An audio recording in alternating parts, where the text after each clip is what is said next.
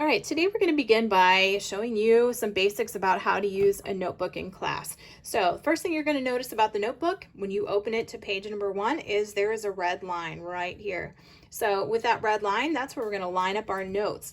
We also are going to notice blue lines. Blue lines are for writing our words across the page. If you have trouble looking at the board and then writing down the notes, be sure to just raise your hand and signal to the teacher that she needs to slow down. One of the things that I do in my notes is I make things come up slowly so that we're each working a piece at a time so it doesn't get too overwhelming.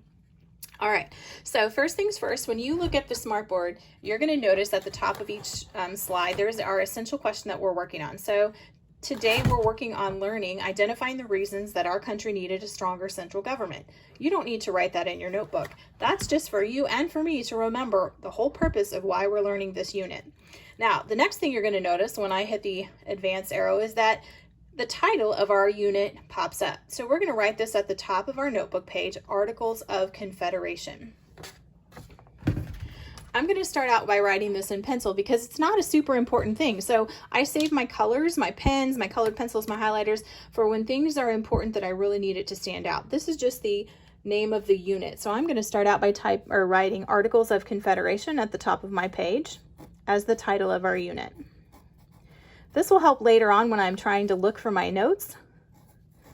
Articles of Confederation.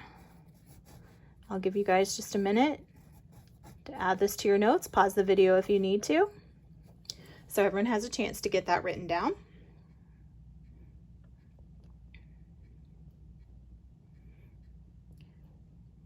Now, the next thing you're going to notice is that on this screen, there's another line. So the heading pops up.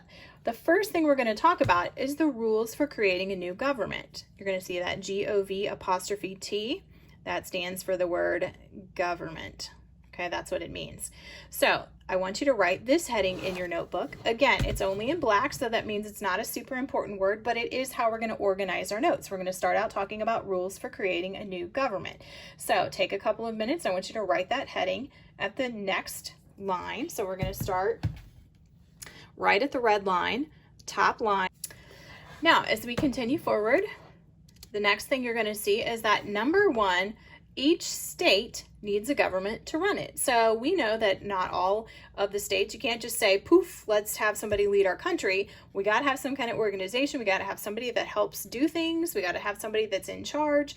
So we decided instead of one big government that each state would decide on having a smaller government to make decisions for that state. So number 1, each state needs a government to run it. Notice it's in red now, so you can write yours in red if you want, or you can write it in pencil.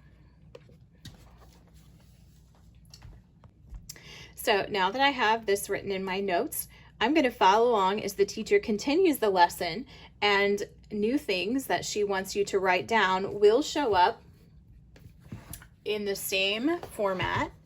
Okay, and it will be a continuation of what you have already started. So when I put this in present mode, just like you'll see it on the smartboard, you'll see that rules for creating a new government. The first one we talked about was each state needs a new government to run.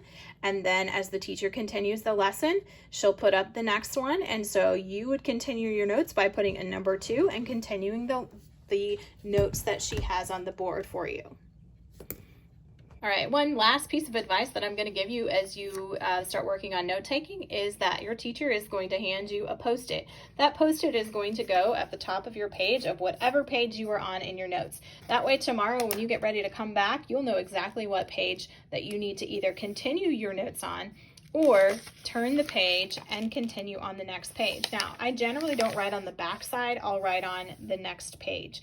However, one of the biggest mistakes that middle schoolers make is that they flip back and forth all over their notebook and then they can't find what they're looking for when they're ready to take notes. So I'm teaching you this life skill that's going to help you when you get into high school, because you will have lots of notes to take in high school, and these are important because the reason that we take notes is so that when you get ready to study for a test, everything is right there. It's all organized under our chapter heading, and you know exactly what pages you need to study to get you ready for a quiz.